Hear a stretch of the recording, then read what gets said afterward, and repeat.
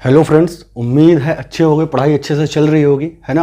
ये देखो, एक काम किया करो, जैसे मैं क्लास देता हूँ, है ना, तो उसका एक फीडबैक नीचे कमेंट में बताया करो, ठीक है। जिससे क्या है ना, मुझे पता तो लगे कम से कम, हाँ चीज़ें सही चल रही हैं या नहीं चल रही है, बात समझे। तो फीडबैक देना सीखो, ठीक है।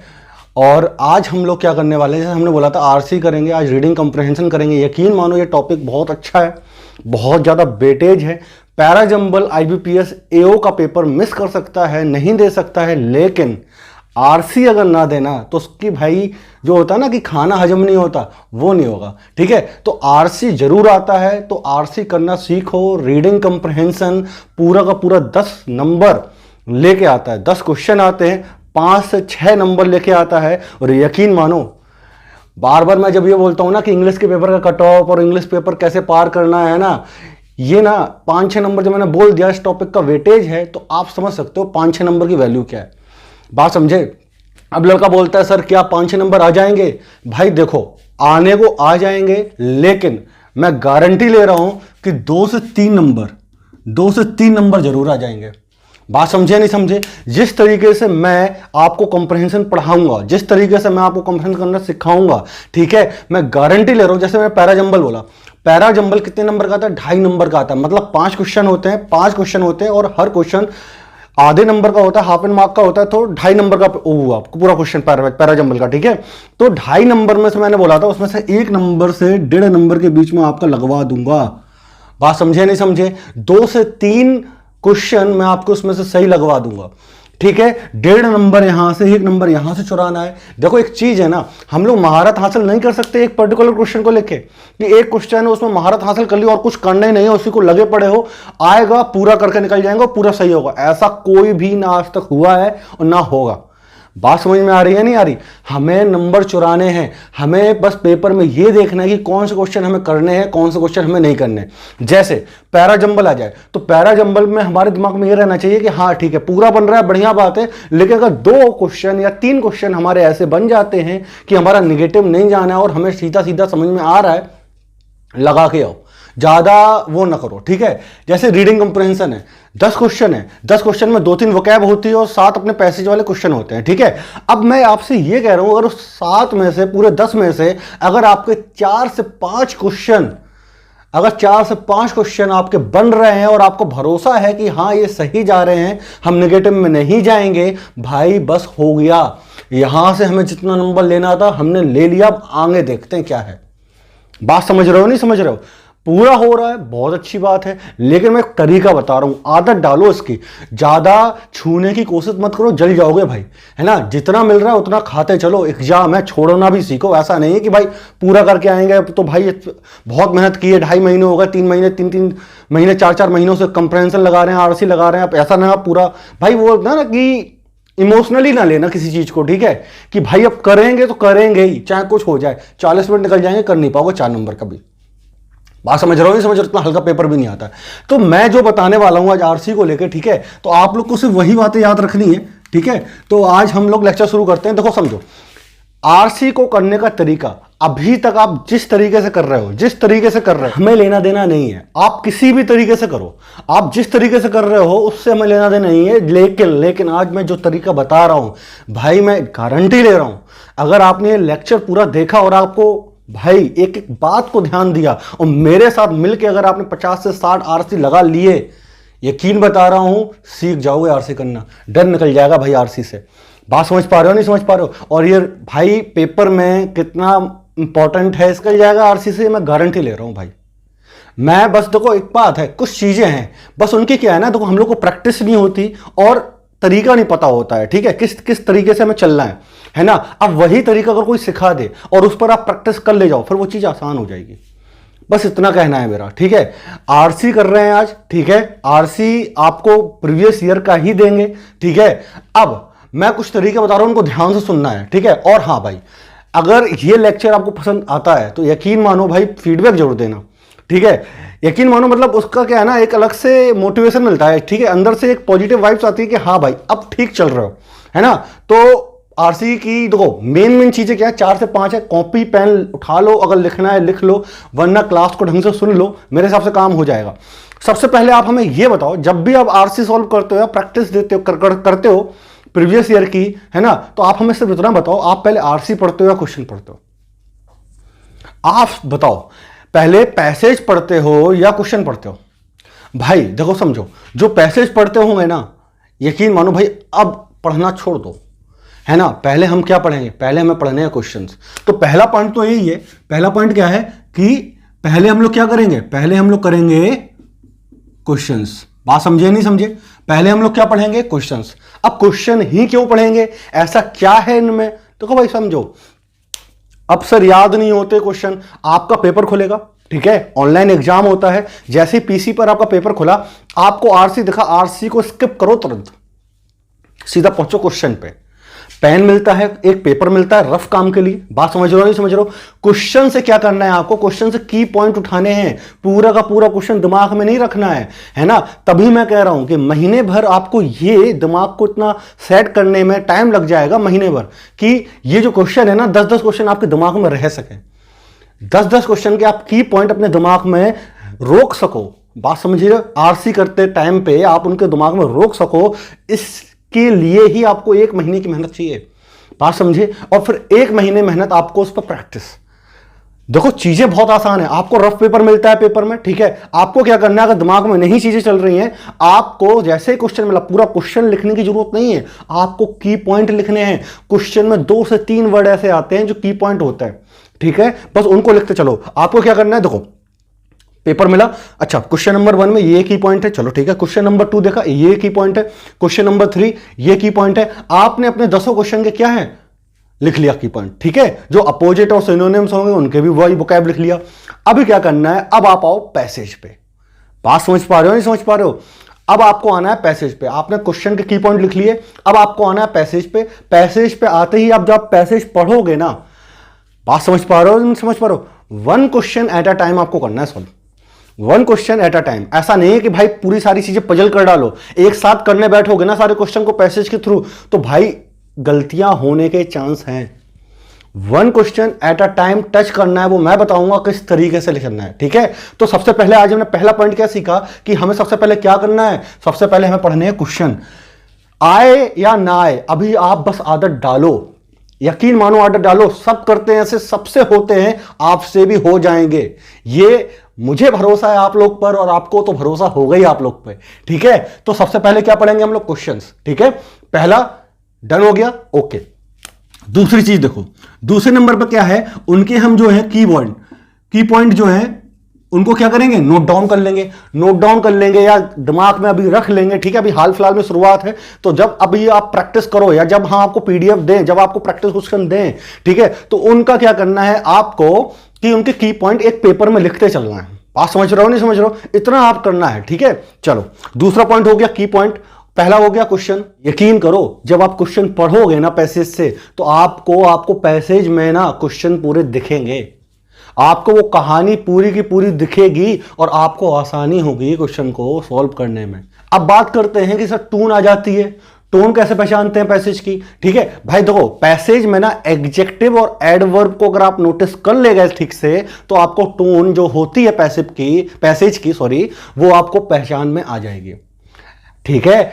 एडजेक्टिव और एडवर्ब हमारे जो पैसेज होता है उसका टोन निकाल देते हैं।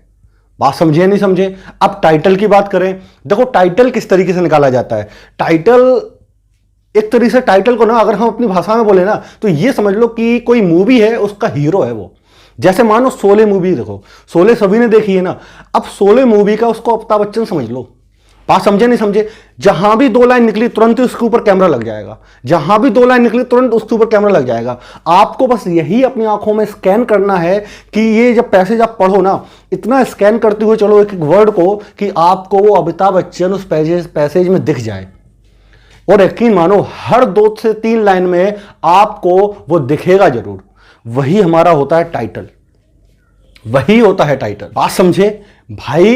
एक चीज मानो, और मैं अगर 90% बोलूं ना, तो पहला जो पैराग्राफ होगा ना, उसी में आपको टाइटल मिल जाएगा। क्यों मिल जाएगा? टाइटल क्या है? टाइटल होता है इंट्रोडक्शन। जब आप पैसेज को शुरू करोगे, तो भाई जिस टॉपिक के बारे में आपको उस पैसेज को लिखना है, तो उसका आप इंट्रोडक्शन तो दोगे ही दोगे। बात समझ में आ रही है नहीं आ रही? तो 90% चांस है कि आपको कहां मिल जाएगा? पहला पैराग्राफ में टाइटल मिल जाता है। बात समझे नहीं समझे? अब आपको करना क्या है, टाइटल मिल गया, टोन हो गया, है ना, क्वेश्चंस हम लोग पहले पढ़ेंगे। क्वेश्चंस में हमें क्या पूरा क्वेश्चन पढ़ना है? नहीं, की पॉइंट देखने हैं बस। बात कर लेते हैं, स्कोप होता है ना, टॉपिक होता है ना, स्केल आते हैं, ये सारी चीजें हैं। देखो स्केल पर गौर करना, जब राइटर जब पैसेज लिखता है ना तो उसकी स्केल बहुत तरह तरह से मतलब कि वो डिफाइन करता है अपनी स्केल को, है ना। तो वो अब हम सीख जाएंगे, जैसे जैसे क्वेश्चन आएंगे, जैसे जैसे हम बताते जाएंगे, आप लोग उस चीज को सीखते जाना। मैं नोटिस करता रहूंगा, हाईलाइट करता रहूंगा चीजों को कि भाई देखो यहां पर हम ये कर रहे हैं, इसको ध्यान रखो, यहां पर हमने ऐसे किया, इसको ध्यान रखो, है ना। तो यही आपको बस सीखना है पैसेज में। यकीन मानो 3 महीने की मेहनत अगर पैसेज है ना, और 50 से 60 पैसेज आपने अगर मेरे साथ लगा लिए तो ये नंबर कहीं नहीं गए। 2 से 3 नंबर आप यहां पे निकाल ले जाओगे। फिर मैं वही चीज बोलता हूं, कट ऑफ तो सभी को पता है ना कितनी जाती है, जितनी जाती होगी सभी को पता है आईबीपीएस में, लेकिन 2 से 3 नंबर की क्या वैल्यू होगी उस कट ऑफ को लेके, ये भी आपको बहुत अच्छे से पता है। ठीक है, तो मन बना लिए हो सीखने का तो सीख के जाओ भाई, पीछे हटने का कोई ऑप्शन है नहीं अब। ठीक है, तो बस शुरू करते हैं। फिर आ गई होंगी सारी बातें समझ में। देखो अब मैंने जो बोरवली चीजें बोल दी ना, ये तो मतलब सर ने क्या बता दिया ऐसा कुछ चल रहा होगा दिमाग में, है ना।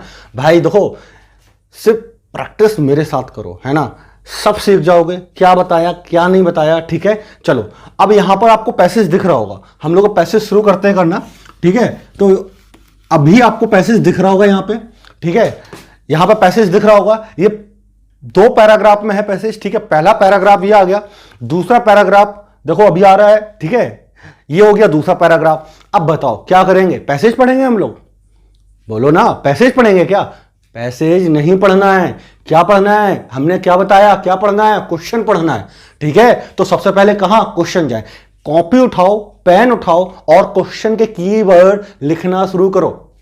क्वेश्चन के कीवर्ड लिखना शुरू करो, समझे। चलो मैं भी क्वेश्चन पढ़ता हूं, ठीक है, और साथ साथ हम लोग आज इस पैसेज को करने का तरीका देखते हैं। बात समझे। चलो पहला क्वेश्चन हम लोग पढ़ते हैं। ठीक है, विच of the following statement is true. भाई इस क्वेश्चन को अभी रोक देते हैं, थाम लेते हैं। ये क्वेश्चन थोड़ा अटपटा टाइप का है ना, इसमें कोई कीवर्ड नहीं है, लेकिन इसके कीवर्ड होते क्या है बताएंगे। सारे क्वेश्चन पहले हम लोग पढ़ लेते हैं। ट्रू और फॉल्स वाले जो क्वेश्चन होते हैं ना, कि पैसेज के अकॉर्डिंग कौन सा स्टेटमेंट सही है, कौन सा स्टेटमेंट गलत है ना, ये बहुत ही ट्रिकी क्वेश्चन होते हैं, है ना। तो इनको अभी हम करेंगे। ठीक है, चलो दूसरा क्वेश्चन देखते हैं। दूसरा क्वेश्चन क्या है, देखो पढ़ो। दूसरा क्वेश्चन क्या है, organisation can derive maximum advantages by.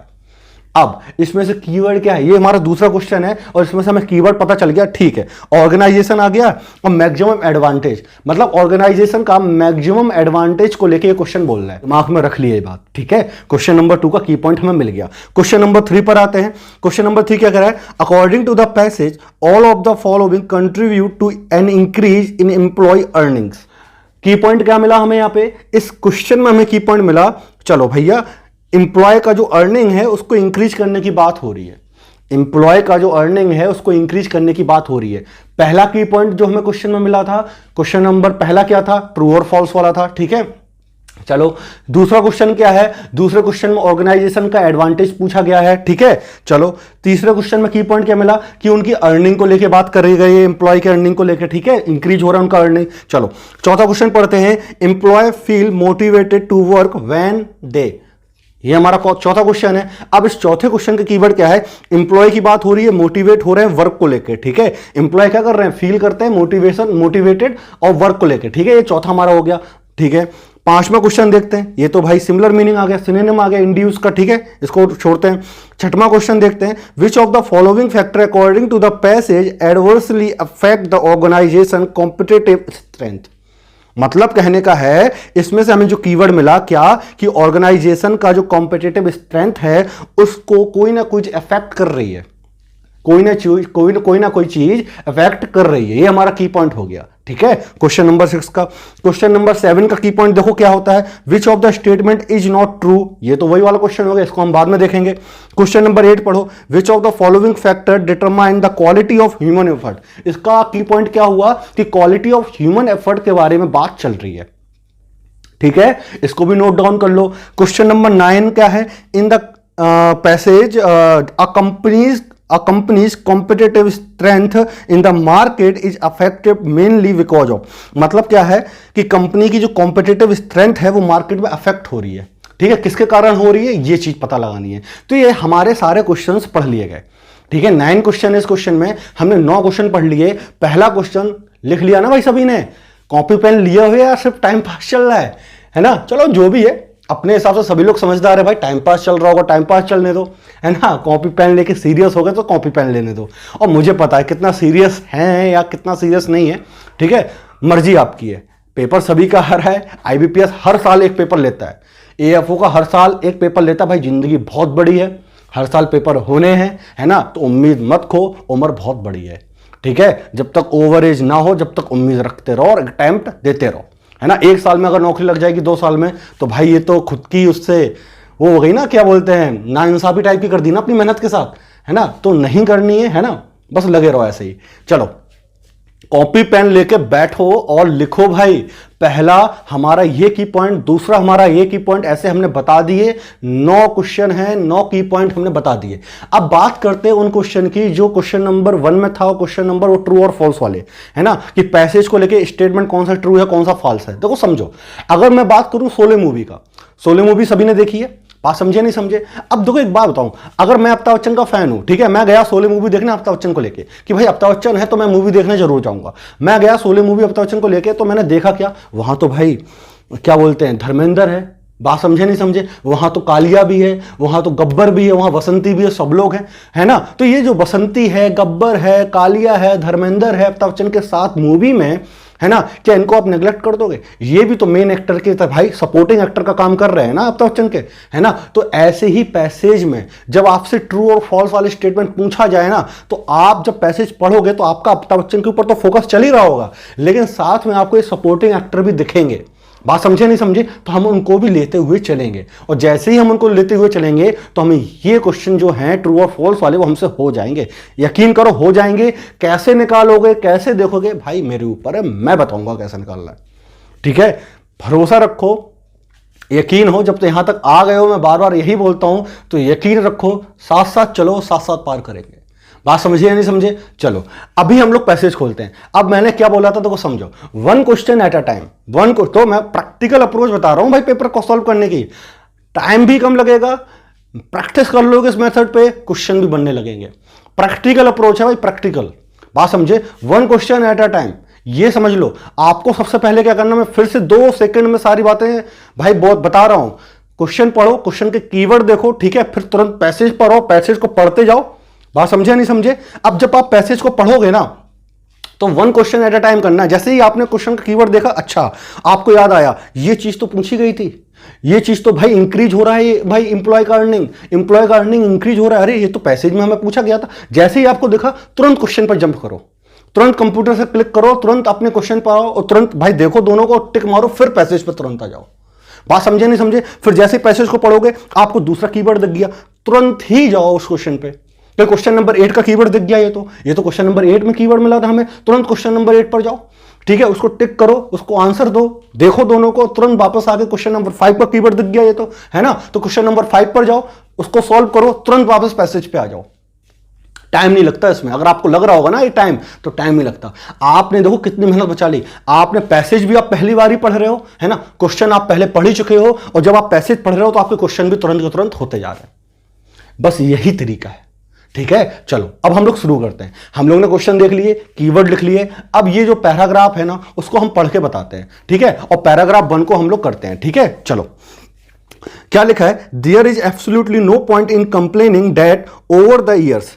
अब देखो मैं हिंदी बता रहा हूं, ठीक है, तो आप लोग बस हिंदी सुनते जाना, एक स्टोरी टाइप की। अगर आपको पढ़ दो वीडियो को, देखो अगर जो सीरियस है ना, यकीन मानो, वीडियो को पॉज करो, वीडियो को रोको और ये पैराग्राफ पूरा पढ़ो, ठीक है? पैराग्राफ पूरा पढ़ो, पैराग्राफ 1 पढ़ो, अभी मैं पैराग्राफ 2 लगाऊंगा थोड़ी देर में, ठीक है? उसको पढ़ो और अपना पैसेज सॉल्व करना शुरू कर दो। अगर सीरियस हो तो सॉल्व करना शुरू कर दो, मैंने तरीके बताए हैं, ठीक है? फिर मैं तो करा ही रहा हूं। लेबर प्रोडक्टिविटी क्या होता है, group of people given amount of time में कितना प्रोडक्शन कर रहे हैं, ये होता है। कहने का मतलब है कि उनको जितना टाइम दिया गया है, जो भी लोग हैं, मानो 5 लोग हैं, ठीक है, आपके लेबर, आपके कंपनी है, आपका ऑफिस है, उस पर 5 लोग हैं, ठीक है? तो 5 लोग 1 घंटे में कितना आउटपुट आपको दे रहे हैं, कितना सामान बना के आपको दे रहे हैं, ठीक है, रॉ मटेरियल वगैरह जितना भी बना के दे रहे हैं, ये होता है लेबर प्रोडक्टिविटी, ठीक है? ग्रुप ऑफ पीपल एक गिवन अमाउंट ऑफ टाइम में कितना प्रोडक्शन आपको दे रहे हैं, ये होता है। ठीक है, चलो आप पैसेज करते हैं।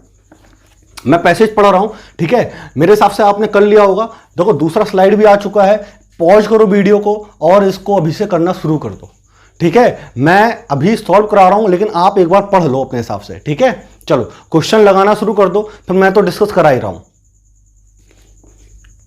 चलो अब जिसको करना होगा वो कर लिया होगा, ठीक है, और जिसको नहीं करना है वो नहीं करेगा, और नहीं भी गया तो मेरी बात अब सुन लो। ठीक है, चलो शुरू करें, पैसेज पढ़ते हैं। There is absolutely no point in complaining, भाई यह शिकायत करने की कोई मतलब की वजह नहीं है, है ना, कोई वो नहीं है। दैट ओवर द ईयर्स, कई सालों से, मतलब क्या है कि there has been pressure for increased productivity and higher earning for workers in industry.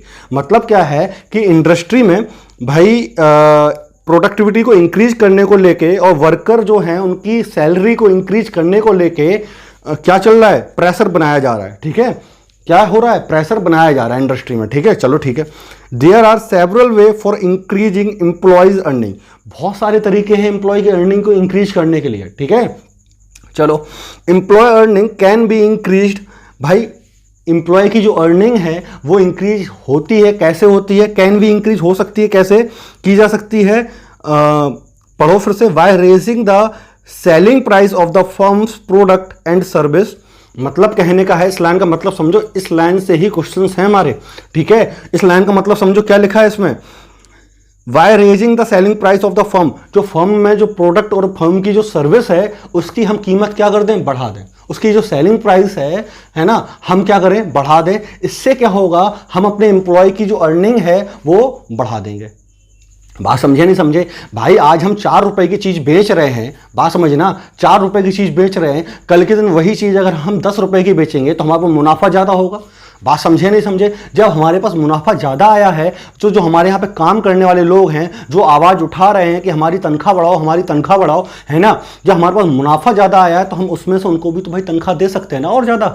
बात समझे, एक तो ये तरीका हो गया एम्प्लॉय की अर्निंग बढ़ाने का, क्या कि हमारा जो सर्विस है, हमारे जो सामान है, हमारी जो सर्विस है, ठीक है, उसकी हम क्या है, सेलिंग प्राइस बढ़ा दें, पहला तरीका। चलो दूसरा तरीका क्या है, रिड्यूसिंग प्रॉफिट और कॉस्ट ऑफ रॉ मटेरियल, भाई जो रॉ मटेरियल है उसकी लागत को हम कम कर दें और जो प्रॉफिट है उसको हम कम कर दें। मतलब कहने का है कि हमारा जो प्रॉफिट है वो 6 रुपए का है ना, हमारा प्रॉफिट है वो 6 रुपए का है, और अब हम मान लें कि हम भाई 6 रुपए का प्रॉफिट नहीं लेते, हम 4 रुपए का प्रॉफिट लेते हैं। अब ये जो 2 रुपए हमने कम किए हैं ना, ये 2 रुपए हम एम्प्लॉय की क्या तनख्वाह में बढ़ा देते हैं। तो ऐसे भी उनकी तनख्वाह बढ़ाई जा सकती है कि हम अपना प्रॉफिट कम कर दें और एम्प्लॉय को भाई तनख्वाह बढ़ा दें। बात समझे, 2 तरीके हो गए तनख्वाह बढ़ाने के, कौन कौन से बताओ, सेलिंग प्राइस बढ़ा दें चीजों का, ठीक है, या तो हम प्रॉफिट और रॉ मटेरियल जो हैं उनकी कीमतें क्या हैं, कम कर दें। चलो और देखो आगे क्या लिखा है ना, selling price of the firm product and reducing, चलो, और ऑगमेंटिंग लेबर प्रोडक्टिविटी। मतलब क्या है, ऑगमेंटिंग एक वोकैब है, ठीक है, इसका मतलब होता है इंक्रीज करना, बढ़ाना, या और क्या है, या तो लेबर की जो प्रोडक्टिविटी है वो बढ़ा दें। बात समझिए नहीं समझे, लेबर प्रोडक्टिविटी बढ़ा दें मतलब क्या है कि 1 घंटे में अगर लेबर हमारे 5 चीजें बनाते थे तो अब हम लेबर की प्रोडक्टिविटी बढ़ाना है। मतलब कहने का है कि 1 घंटे में वही लोग अब हमारी जो है 8 या 9 चीजें बनाएंगे। मतलब क्या है, प्रोडक्टिविटी बढ़ी ना, आउटपुट प्रोडक्शन बढ़ा ना, है ना। या तो ये तरीका है, जब प्रोडक्शन बढ़ेगा तो भाई ज्यादा रॉ मतलब सामान बनेगा, जब ज्यादा सामान बनेगा तो आगे चल के भाई क्या होगा, भाई पैसा ज्यादा आएगा, जब पैसा ज्यादा आएगा तो उनको भाई तनख्वाह में मिलेगा। बात समझे, 3 तरीके हैं एम्प्लॉय की जो है अर्निंग बढ़ाने के। कौन कौन से तरीके, पहला तरीका है कि हमारे पास जो भी सामान है, जो हमारी फर्म की सर्विस है, उसको हम बहुत ज्यादा दामों में बेचें, ठीक है। दूसरा तरीका क्या है, हम अपना प्रॉफिट कम कर लें और जो रॉ मटेरियल है उसकी लागत जो है उसको भी कम कर दें। बात समझे नहीं समझे। तीसरा तरीका क्या है कि हम जो लेबर की प्रोडक्टिविटी है उसको क्या कर दें, बढ़ा दें। चलो ये हमने पढ़ लिया। हाउएवर, हालांकि इंक्रीजिंग एम्प्लॉय अर्निंग की बात आ गई है। अब ये हमारा क्वेश्चन नंबर 3 है। अगर आपने देखा होगा क्वेश्चन नंबर 3 में, तुरंत जाओ क्वेश्चन नंबर 3 पर। ये देखो क्वेश्चन नंबर 3 आ गया। क्वेश्चन नंबर 3 में देखो क्या लिखा है, इंक्रीज इन एम्प्लॉय अर्निंग। ये हमारा की पॉइंट था और यहां से हमें ये क्वेश्चन मिला है। अब हम क्या करेंगे, 1 question at a time, 1 question at a time. ये क्वेश्चन देखा, तुरंत हम क्वेश्चन पर गए। क्वेश्चन नंबर 3 है, तुरंत हमने भाई क्वेश्चन नंबर 3 के ऑप्शन सारे पढ़ डाले और उसको नीचे तक पढ़ा और अपना आंसर टिक करके निकल लेंगे। बात समझे या नहीं समझे? अब हम पढ़ते हैं, चलो ये पैराग्राफ में देखो क्या लिखा है, however increasing employ earning by means other than increased labour productivity jeopardize the firm's competitive strength in the market. अब इस लाइन का मतलब समझो, इस लाइन का मतलब समझो। देखो हमने क्वेश्चन नंबर 3 में क्या देखा था, क्वेश्चन नंबर 3 में लिखा था हमारा, क्या लिखा था कि इंक्रीज इन एम्प्लॉय अर्निंग की बात आएगी पैसेज में, देखो आ चुकी है। इंक्रीज इन एम्प्लॉय अर्निंग की बात आ चुकी है, तो अब हमें करना क्या है, क्या करना है, इसको बड़े आसानी से पढ़ना है और तुरंत, ठीक है, तुरंत क्वेश्चन नंबर 3 पर जंप करना है।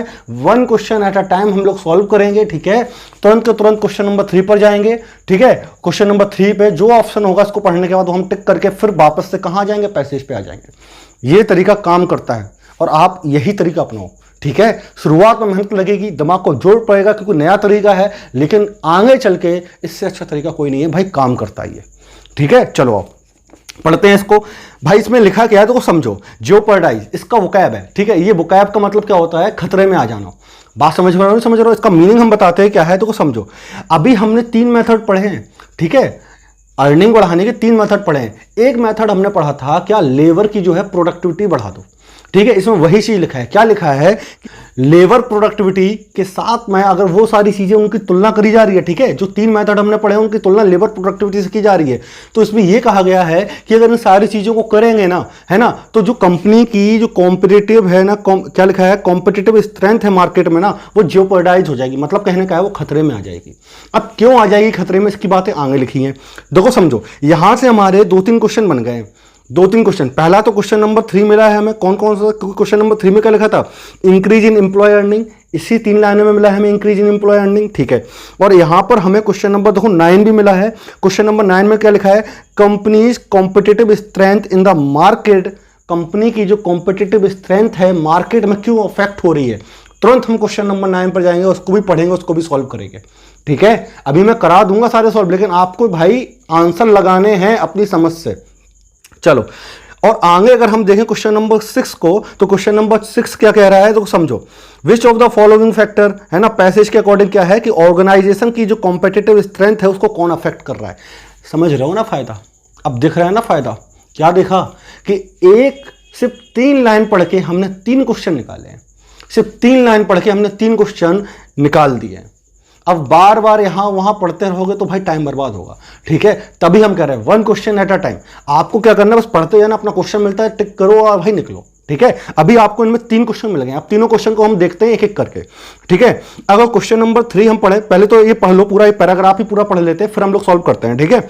चलो क्या लिखा है कि भाई कंपनी की जो है कॉम्पिटिटिव जो स्ट्रेंथ है मार्केट में वो खतरे में आ जाएगी अगर इन चीज़ों को अपनाएंगे। हम एम्प्लॉय की अर्निंग बढ़ाने को लेकर इन सारी चीज़ों को अपनाएंगे ना, तो भाई वो स्ट्रेंथ खतरे में आ जाएगी। चलो, higher price usually means fewer customer. देखो अभी कारण बता रहा है क्यों आ जाएगी खतरे में।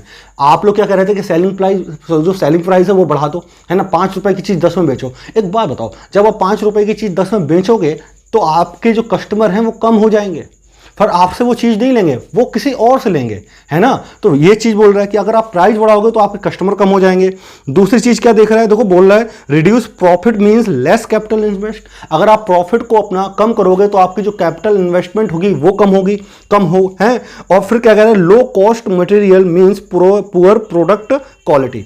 और अगर आप मटेरियल में बहुत कम पैसा लगाओगे तो आपका जो क्वालिटी निकल के आएगा मटेरियल की वो बहुत ही बेकार होगी, तो लोग खरीदेंगे नहीं। तो ये सारी इसने रीजन बता दिए। लेकिन but increasing labour productivity bye enhancing skill and motivation create an almost unlimited resources.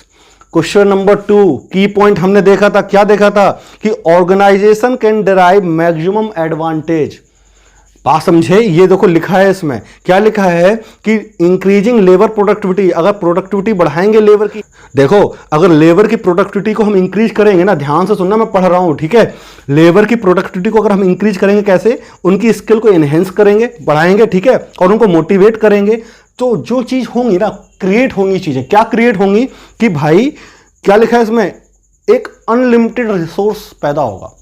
बात समझे नहीं समझे, इन चीज़ों से आप अगर लेबर को मोटिवेट करोगे, है ना, उनकी एनहेंस करोगे, उनकी स्किल को एनहेंस करोगे, तो भाई चीज़ें तो बदलेंगी। वही चीज़ इसमें बोला है, ठीक है। और the development of economic resources, जो इकोनॉमिक रिसोर्स का डेवलपमेंट है human as well as non human, चाहे वो ह्यूमन हो चाहे वो नॉन ह्यूमन हो, ठीक है, is the product of human effort. Human के एफर्ट का ही वो होता है सब कुछ, ठीक है। डेवलपमेंट किस पे ऊपर है? डेवलपमेंट टिका होता है ह्यूमन के एफर्ट पर, ठीक है। अब आगे देखो, the quality of human effort in large part depends on human motivation. अब देखो, जो इंसान का एफर्ट है उसका जो बहुत बड़ा हिस्सा है ना, वो इंसान के मोटिवेशन पर डिपेंड होता है। आप ही लोग देख लो ना, आप लोग को खुद पता होगा, है ना, हम लोग भी तो ह्यूमन ही है, ठीक है। तो हम लोग को पता है कि मोटिवेशन फर्क डालता है चीज़ों पे, ठीक है। चलो, अगर आप हो, अभी देखो, अभी आप सीख रहे हो, अभी आपको अटपटा लग रहा होगा कि पता नहीं कोई हिंदी निकाल रहा हूँ तो अटपटा लग रहा है ना। पैसेज होते हैं उनकी हिंदी नहीं सब समझा जाता है, थोड़ा थोड़ा और करके वो निकाल दिया जाता है। अब मैं आपको एकदम कहानी की तरह, फिल्मों की तरह अगर चीज़ें समझाऊँ तो आपको बहुत आसान लगेगा कि हाँ बड़ा मजा आ रहा है, लेकिन भाई नहीं समझा सकता ना ये सारी चीज़ें ऐसे, ठीक है। पैसेज है, एक रफ आइडिया लगा रहा हूँ, है ना, और आप लोग को भी रफ ही आइडिया लगाना है, ठीक है। चलो, ये हमने पूरा पढ़ा, तो यहां से हमें देखो क्वेश्चन नंबर 2 मिला था, हम क्वेश्चन नंबर 2 करते हैं। क्वेश्चन नंबर 2 में क्या लिखा है? Organisation can drive maximum advantage. अब बताओ, पहले क्वेश्चन पढ़ते हैं। पहला ऑप्शन क्या है? प्रोवाइडिंग। इसका आंसर बताओ। आंसर सभी ने टिक लगा लिया ना, चलो हम बताते हैं। Providing financial incentive to employ regardless of performance, मतलब परफॉर्मेंस के अलावा एम्प्लॉय को प्रोवाइड करोगे आप फाइनेंशियल इंसेंटिव। परफॉर्मेंस को नहीं देखोगे, लेकिन उनको भाई प्रोवाइड करते रहोगे, उनको पैसा देते रहोगे, इंसेंटिव जो है उनको देते रहोगे एम्प्लॉय को, है ना। क्या ये तरीका सही है? क्या ये ऑर्गेनाइजेशन को एडवांटेज देगा? नहीं देगा। बात समझे या नहीं समझे? तो ये ऑप्शन हमारा गलत हो गया। दूसरा देखो क्या लिखा है? Enhancing labour productivity by increasing skill and motivation. भाई ये तो अभी पढ़ा ऊपर हमने, ये तो अभी हमने पढ़ा। कब, कहां पढ़ा? ये पढ़ा है हमने नीचे से, लास्ट वाला जो सेंटेंस है, नीचे से जो सबसे पहला सेंटेंस है उसमें पढ़ा हमने, पहला पैराग्राफ में, है ना। तो ये आंसर हमारा अभी देख लेते हैं, आगे पढ़ लेते हैं। आगे क्या लिखा है कुछ सी में? Encouraging employees to expand greater physical energy. इसकी तो बात ही नहीं हुई। और चौथा क्या लिखा है? Inducing employees to improve work performance and control their demand. ये भी नहीं है और ये भी नहीं है। मतलब क्या है इसका? सेकंड का आंसर क्या है? बी। सेकंड का आंसर बी है। ये सब मैंने रामायण इतनी पढ़ी है ना भाई, यकीन मानो आप लोग को देखो क्वेश्चन पता चल गया होगा कि इसका आंसर बी है। आएगा जब मैं एफर्ट डालूंगा, आप भी एफर्ट डालोगे, तो भाई रिजल्ट अच्छा आएगा, ठीक है। चलो, अब क्वेश्चन नंबर 3 भी तो मिला है हमें। बात समझे नहीं समझे? तो क्वेश्चन नंबर 3 को पढ़ते हैं। क्या लिखा है इसमें कि एम्प्लॉय की अर्निंग को इंक्रीज को लेकर बात हुई है। चलो, हम लोग को कहां दिखा था? हम लोग के ऊपर दिखा था कि हाँ, जहां जो परडाइज लिखा है, ठीक है, ऊपर से थर्ड सेंटेंस में देखो क्या लिखा है? However increasing employ earning. यहां से पढ़ना शुरू करना। चलो, अब इसके ऑप्शन पढ़ते हैं क्वेश्चन नंबर 3 के। Increasing the selling price of the companies product. ये तो बात कही है ना, लेकिन हमें भाई सही चीजें थोड़ी लगानी है, हमें वो लगानी है जो इस पैसेज में नहीं लिखा है, क्योंकि इसमें लिखा है ना सब इसके अलावा। बात समझे नहीं समझे? ये बात तो उसने कही थी कि कंपनी की आप सेलिंग प्राइस बढ़ा दो जो कंपनी की प्रोडक्ट है, ठीक है। दूसरा क्या है? Reducing profit in favour of employ. ये भी बोला था कि अपना प्रॉफिट कम कर लो भाई। एम्प्लॉय अपना प्रॉफिट, अगर आप 5 रुपए कमा रहे हो, आप 3 रुपए कमाओ, ठीक है, और जो 2 रुपए आप अपना छोड़ रहे हो वो एम्प्लॉय की तनख्वाह को दे दो, ठीक है। तो ये भी बात कही गई थी। तीसरा क्या लिखा है? Providing incentives and fringe benefit to employees, ठीक है। चलो, ये भी चीज सही है। चौथा क्या लिखा है? Enhancing labour productivity. ये बात भी कही गई है। बात समझे नहीं समझे? और ई में क्या लिखा है? Increased capital investment. क्या लिखा है? Increased capital investment. इसकी तो बात ही नहीं आई थी, उसने लिखा था लेस कैपिटल इन्वेस्टमेंट। बात समझे नहीं समझे? तो हमारा ये 4 ऑप्शन सही हैं। एम्प्लॉय की जो अर्निंग है वो कैसे इंक्रीज की जाए, कैसे इंक्रीज की जाए, ये 4 ऑप्शन सही हैं। और जो लास्ट ऑप्शन है वो हमारा क्या है? गलत है। तो यहाँ का जो क्वेश्चन नंबर 3 का आंसर क्या होगा? क्वेश्चन नंबर 3 का आंसर होगा ई। अब अटपटा लग रहा होगा कि सर यहाँ तो कुछ लिख ही नहीं रहे, है ना भाई, डिजिटल बोर्ड नहीं है मेरे पास, तो मैं क्या है अभी तो पीडीएफ टाइप करूंगा, पीडीएफ टाइप करके फिर उसकी स्क्रीन लगाऊंगा। यहाँ पे लिखता हूँ तो ब्लर करता है ना, साफ साफ जाता नहीं है, क्वालिटी सही आती नहीं है ना, तो लिखने की मेहनत बेकार हो जाती है ना। तो एक्स्ट्रा मेहनत इसलिए करते हैं कि भाई वो क्वेश्चन है ना पेस्ट कर लें और यहाँ पर क्या है टाइप करके आपको यहाँ लगाते रहें, तो वो सारी चीज़ें ज़्यादा सही दिखती है। तो आपको क्वेश्चन दिख रहा है, मैं बोल रहा हूँ, मेरी आवाज़ आ रही है, तो बस आपको चाहिए कि आप पढ़ो बस, ठीक है। चलो, क्वेश्चन नंबर 2 हो गया, क्वेश्चन नंबर 3 हो गया है। चलो ठीक है, अब हमें क्वेश्चन नंबर 6 देखते हैं। क्वेश्चन नंबर 6 भी तो इन्हीं लाइनों से है। चलो देखते हैं। Which of the following factor according to the passage affect the organisation competitive strength. जो कॉम्पिटिटिव स्ट्रेंथ है ऑर्गेनाइजेशन की, उसको अफेक्ट कौन कौन से फैक्टर किए हैं, ठीक है। चलो देखते हैं, पहला पढ़ते हैं। Making rewards contingent on performance, performance को लेकर उनको रिवार्ड देना। चलो, बी में क्या लिखा है? Anti productivity and anti management activities of labour union. चलो इसको भी देख लेते हैं, इसको भी, ये भी तो कोई चीज़ इफेक्ट नहीं कर रही। तीसरा क्या लिखा है, motivating employ with traditional authority. चलो चौथा देखते हैं, increase in employ earning regardless of their productivity. ये अभी हमने पढ़ा था या नहीं पढ़ा था कि increasing employ earnings regardless of their productivity. बात समझे नहीं समझे? मतलब क्या है कि एम्प्लॉय की जो अर्निंग बढ़ा दो, एम्प्लॉय की अर्निंग बढ़ा दो और प्रोडक्टिविटी को नज़रअंदाज कर दो। चाहे एम्प्लॉय आपके कंपनी की प्रोडक्टिविटी बढ़ाए चाहे ना बढ़ाए, है ना, और आप उसको नज़रअंदाज करो लेकिन उनको तनख्वाह देते रहो बिना काम के। ऐसा कभी होता है क्या? अगर आप बिना काम के अपने एम्प्लॉय को तनख्वाह दोगे तो भाई एक बात बताओ, क्या आपकी फर्म के लिए, क्या आपकी कंपनी के लिए वो चीज़ सही होगी? नहीं। तो यहां पर क्या अफेक्ट कर रहा है, क्या अफेक्ट कर रहा है ऑर्गेनाइजेशन फर्म को? यही बात कि भाई हम नज़रअंदाज नहीं कर सकते किसको? प्रोडक्शन को। बात समझे नहीं समझे? तो ऑप्शन नंबर डी इसका क्या होगा? आंसर हो जाएगा। चलो यहां से हमें क्वेश्चन नंबर 9 और मिला था, 9 देख लेते हैं क्या लिखा है। देखो समझो, a company competitive strength in the market is affected mainly because of. Company का जो कॉम्पिटिटिव स्ट्रेंथ है मार्केट में कैसे जा रहा है? देखो, अ slump in the international market. International market की तो पूरी जगह बात ही नहीं हुई। बात समझे नहीं समझे? चलो क्वेश्चन नंबर 2 देखते हैं, पुअर इंटर डिपार्टमेंटल कोऑर्डिनेशन। इसकी भी कहीं बात हुई है क्या? नहीं हुई है। ठीक है, चलो तीसरा देखते हैं, तीसरा क्या लिखा है, डिक्रीज लेबर प्रोडक्टिविटी। भाई एक बात बता दो, लेबर प्रोडक्टिविटी अगर आप डिक्रीज करोगे तो क्या आपकी कंपनी को फायदा होगा? बताओ आप। अगर आपकी कंपनी 1 घंटे में 5 यूनिट का उत्पादन कर रही है, ठीक है, 5 यूनिट का उत्पादन कर रही है, ठीक है, 1 घंटे में, है ना, जितने भी लेबर लगे हैं। अब अगले दिन अगर वही आप क्या कर रहे हो, लेबर का जो प्रोडक्शन है, तभी मैंने आपको डेफिनेशन बताई कि लेबर प्रोडक्शन क्या होता है। लेबर का जो प्रोडक्शन होता है वो क्या होता है कि ग्रुप ऑफ पीपल एक पर्टिकुलर टाइम में कितना आपको प्रोडक्शन दे रहे हैं। बात समझे नहीं समझे? ये होता है लेबर प्रोडक्शन। ठीक है, अब आप गए अगले दिन, अभी 5 यूनिट काम हो रहा है, ठीक है, अगले दिन गए, आपने अपने देखा उतने ही लोग हैं, उतना ही टाइम लगा, लेकिन आपकी उन लोगों ने कितना 3 यूनिट दिया, 3 यूनिट बना कर दिया। क्या इस चीज से आपकी कंपनी को फायदा होगा? भाई क्या फायदा होगा? नहीं, ये तो भाई नुकसान होगा ना। तो वही तो ये कह रहा है कि कौन सी चीजें आपके कंपनी को क्या अफेक्ट कर रही हैं, कौन सी चीजें कि आप उनकी जो लेबर प्रोडक्टिविटी है उसको डिक्रीज नहीं कर सकते। आप डिक्रीज करोगे तो आपको नुकसान होगा। मेरे हिसाब से समझ में आ गया होगा। तो 9th का ऑप्शन कौन सा होगा? सी होगा। 9th का क्या है? सी आंसर है, ओनली सी। ठीक है, चलो अब हम लोग क्या है, ये हमारे सारे क्वेश्चन हो गए। हम पैराग्राफ 2 पढ़ते हैं। Imbuing employees with workaholic spirit through traditional authority and financial incentive has become increasingly difficult as employees become economically secure and their dependency on any one particular organization decrease। बात समझे नहीं समझे? अब इसमें क्या लिखा है समझो। अब इसका मीनिंग समझो। मीनिंग क्या है देखो समझो।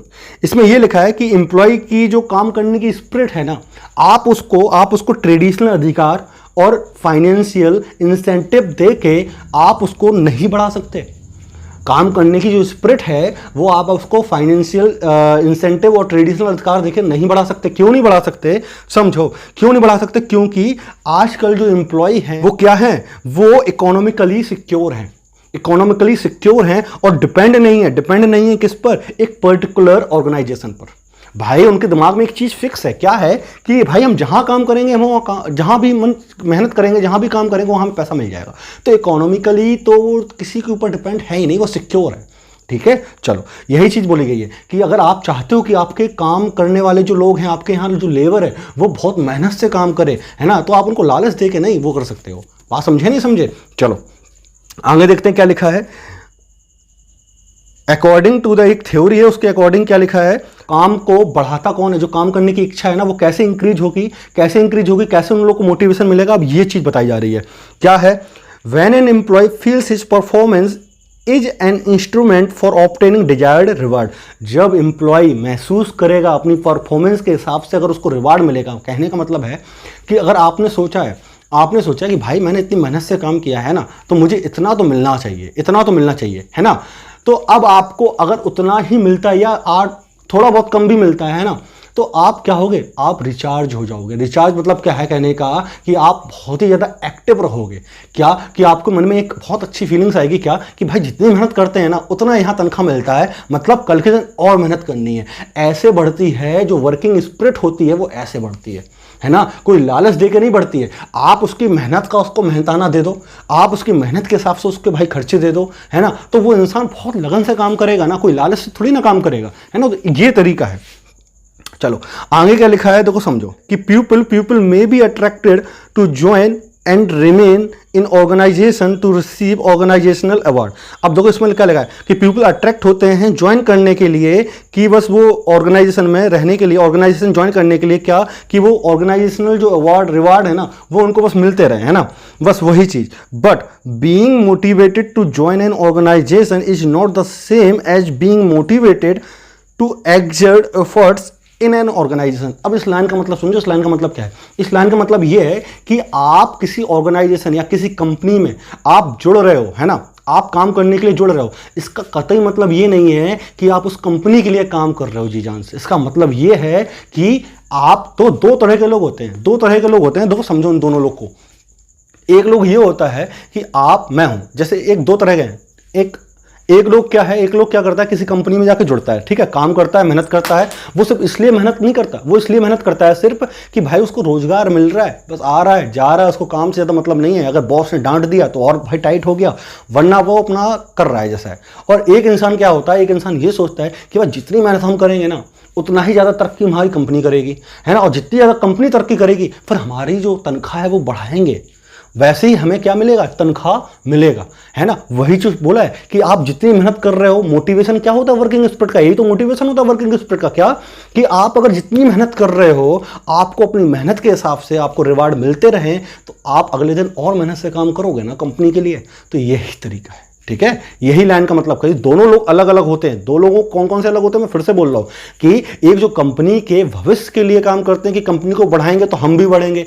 एक सिर्फ इसलिए काम करते हैं कि हम एम्प्लॉयड कहलाएं, हमें बस कंपनी जाना है, जो भी है वो करना है, कंपनी जाए भाड़ में या लॉस में, हमें उससे मतलब नहीं है, ठीक है ना। चलो, The challenge to management is to find and administer alternative forms of incentive which will induce employees to improve work performance। अब इसका मतलब समझो, the challenge to management के लिए चैलेंज क्या है, is to find, क्या फाइंड करना है, and administer alternative forms of incentives का दूसरा विकल्प, ठीक है। चलो, which will induce employees to improve work performance, जो एम्प्लॉय की वर्क परफॉर्मेंस को इंप्रूव करने के लिए प्रेरित करे। इंड्यूस का मतलब क्या होता है, प्रेरित करना, ठीक है। तो ऐसा एक तरीका ढूंढना है उन्हें कि भाई ऐसा तरीका निकालना है इंसेंटिव को लेके कि उनका भाई वर्क परफॉर्मेंस बढ़े और वो प्रेरित हो और जी जान से काम लगाएं। उनको इंसेंटिव मिलेगा, सब कुछ मिलेगा, लेकिन भाई ये उनको बार बार मोटिवेशन ना देना पड़े, बस उनके दिमाग में ये चीज़ बैठ जाए कि भाई कंपनी को बढ़ाना है, ऐसा कुछ है, ठीक है। चलो अब हम बाकी क्वेश्चन शुरू से पहले देख लेते हैं। क्वेश्चन नंबर 1 पे आते हैं। क्वेश्चन नंबर 1 क्या लिखा है देखो, विच of the following is true. अब देखते हैं क्या क्या है। पहला पढ़ो, development of economic resource is primarily the product of market condition. चलो, ये बात हुई है क्या, ये बात हुई है क्या, नहीं, ठीक है। चलो दूसरा देखो, earning can be increased by lowering the selling price of product. ऐसा कुछ हुआ है कि सेलिंग प्राइस जब आप बढ़ा दोगे तो आपकी अर्निंग होगी, अर्निंग इंक्रीज होगी, नहीं होगी भाई, आपको कस्टमर ही कम हो जाएंगे ना, याद है ना सबको। चलो क्वेश्चन नंबर सी देखो, employ can be best motivated by providing financial incentives. नहीं, फाइनेंशियल इंसेंटिव से मोटिवेट नहीं होंगे एम्प्लॉय मोटिवेटेड होंगे जब उन्हें उनके हक की मेहनत का मिलेगा, जब वो जो डिजायर कर रहे हैं रिवार्ड वो मिले। बात समझे या नहीं समझे, ये भी गलत है। क्वेश्चन नंबर डी पढ़ो, all employees should be entitled to organisational reward just by being employed. भाई ये भी कोई बात नहीं है, ये भी गलत चीज है ना। तो भाई ये चारों चीजें क्या है, इन्होंने गलत दिया है, ठीक है। ऑल एम्प्लॉय नहीं है, कुछ लोग, बात समझे नहीं समझे? ऑप्शन डी क्यों गलत है? क्योंकि उसमें लिखा है ऑल एम्प्लॉय। ऑल एम्प्लॉय की बात नहीं हुई, सिर्फ कुछ लोगों की बात हुई है। कुछ लोग इसलिए जुड़ते हैं कि बस वो एम्प्लॉय कहलाएं, एम्प्लॉयड कहलाएं, बेरोजगार ना कहलाएं, रोजगार वाले कहलाएं, है ना, इसलिए जुड़ गए। और कुछ लोग क्या करते हैं, कंपनी के साथ साथ खुद मेहनत करते हैं और कंपनी को भी आगे खींच के ले जाते हैं। दो तरह के लोग हैं, मैंने बताया था। बात समझे नहीं समझे? चलो, तो इसमें तो चारों ऑप्शन गलत हैं, तो हमारा क्या होगा? पहले का आंसर, पहले का आंसर होगा none of these, option number E. चलो, क्वेश्चन नंबर 2 करा चुके हैं, क्वेश्चन नंबर 3 हम करा चुके हैं, ठीक है। चलो, क्वेश्चन नंबर 4 देख लेते हैं। क्वेश्चन नंबर 4 में क्या लिखा है? Employees feel motivated to work when they. अब एम्प्लॉय कैसे मोटिवेट होते हैं काम करने के लिए, सबको पता है ना। चलो देखो, experience good working condition in the organisation. भाई नहीं। चलो, दूसरा देखो, decide to produce goods and service as a result of team work. गलत। तीसरा देखो, think of performance as a tool और ऑब्टेनिंग रिवार्ड। ये है ना भाई, बात समझे नहीं समझे? तो यही आंसर है क्या, कि अपनी परफॉर्मेंस को वो एज अ टूल रिवार्ड का, as a tool of reward वो समझेंगे, तभी तो भाई मोटिवेट होंगे। बात समझे नहीं? तभी तो दिन रात तरक्की तरक्की होगी, है ना। ऐसे ही एम्प्लॉय, ऐसे ही आप लोगों को करना है ना। आप ये समझ लो कि ये रिवार्ड समझो अपने लिए, आप मेहनत कर रहे हो, ये आपका रिवार्ड है ना, आगे मिलने वाला है ना। तो बस मेहनत करते रहो, इसको ना आलस में ना निकालो बस, ठीक है। चलो आगे देखो, क्वेश्चन नंबर 5, इंड्यूस का मीनिंग हम बता चुके हैं आपको। क्या होता है इंड्यूस मीन्स? इंड्यूस मीन्स होता है प्रेरित करना, है ना। और हमें इसमें क्या लिखाना है, क्या निकालना है? तो सिनोनिम है ना, तो स्टिमुलेट, है ना। ऑप्शन नंबर 20 का हो जाएगा स्टिमुलेट, ठीक है। चलो अब देखते हैं क्वेश्चन नंबर 6 हमारा हो चुका है। बात समझे नहीं समझे? क्वेश्चन नंबर 7 को देख लेते हैं, क्या लिखा है? विच of the following is not true. पहले में ट्रू था और क्वेश्चन नंबर 7 में है इज नॉट ट्रू, ठीक है। तो भाई देखते हैं, ठीक है। चलो, human effort is the cause of development of economic resources. चलो देखते हैं दूसरा, management is free to relate financial reward to performance, ठीक है। ये बात कही गई है क्या? भाई फ्री तो नहीं है ना। मैंने क्या बोला था, मैंने अभी पढ़ाया है, अपन लोगों ने क्या पढ़ा है, देखो नीचे से अगर आप लोग पढ़ोगे, नीचे से कौन सी लाइन है, देखो ध्यान देना, 1 2 3 4 5 6 7 8 9, 9वीं लाइन है ना, 9 या 10वीं लाइन है, ठीक है, जिसमें लिखा है some cases prevent management. Prevent means होता है रोकना, है ना। कुछ चीजें फ्री नहीं है, रोक रही हैं मैनेजमेंट को। तो इसमें क्या लिखा है कि मैनेजमेंट फ्री है क्या? नहीं। तो बी ऑप्शन तो हमारा नॉट ट्रू हो गया, मतलब ये तो आंसर है। चलो आगे तीसरा पढ़ते हैं, employees can be easily motivated with traditional authority today. ना भाई, ट्रेडिशनल अथॉरिटी मिलने से नहीं, ट्रेडिशनल अधिकार मिलने से मोटिवेटेड नहीं होते हैं। वो तो अपनी डिजायर्ड वर्क का जो उसने अनुमान लगा रखा है वो रिवार्ड मिलेगा ना, तब मोटिवेट होंगे ना। बात समझे? तो क्वेश्चन नंबर 2 और क्वेश्चन नंबर क्वेश्चन नंबर 2 और क्वेश्चन नंबर 3 दोनों ही नॉट ट्रू हैं। तो अब हमारा ऑप्शन होगा क्वेश्चन नंबर 7 का ऑप्शन नंबर 3 आंसर होगा। चलो क्वेश्चन नंबर 8 देखते हैं, which of the following factor determine the quality of human efforts. बात समझे नहीं समझे? तो इसको अगर देखते हैं तो इसको देखो करते हैं, क्या लिखा है, desire and willingness of an individual to excel in whatever he undertakes. क्या लग रहा है, क्या लगता है, यही होगा?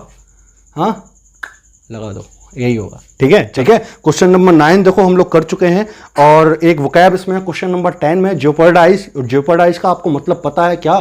खत्म होना। बात समझे नहीं समझे? देखो पढ़ लिखा था ना, jeopardise the firm competitive strength in the market. मतलब क्या है, ये सारी चीजें कॉम्पिटिटिव स्ट्रेंथ जो है फर्म का मार्केट में वो क्या कर देगा, खत्म कर देगा, ठीक है। चलो आज ये पैसेज है ना, और मेरे हिसाब से आप लोग को समझ आया होगा, है ना। और जो भी कमियां हैं आप कमेंट में हमें सजेस्ट कर सकते हो। देखो आप लोग अगर सजेशन दोगे ना तो मैं इंप्रूव करूंगा, और इम्प्रूवमेंट ही इंसान को आगे ले चलती है। जैसे आप लोग, अगर मैं आप लोग को तरीका बता रहा हूं, जिनको ये तरीका नहीं पता थे तो वो अब इस पर काम करेंगे तो इंप्रूव करेंगे ना। वैसे ही मैं हूं, आप लोग बताओगे कि सर ऐसा होना चाहिए, सर वैसा, है ना। व्हाट्सएप नंबर है ही सभी के पास, ठीक है। तो उस नंबर पर या फिर आप मेरे को मैसेज करो, तो मेरे को ना मौका मिलेगा आप लोग के थ्रू, है ना। बात समझ रहे हो नहीं समझ रहे हो? तो भाई कमेंट करके बताया जरूर करो, अपना फीडबैक जरूर दिया करो, ठीक है। तो आज के लिए इतना रखते हैं, ठीक है। अब हम लोग मिलते हैं अगली क्लास।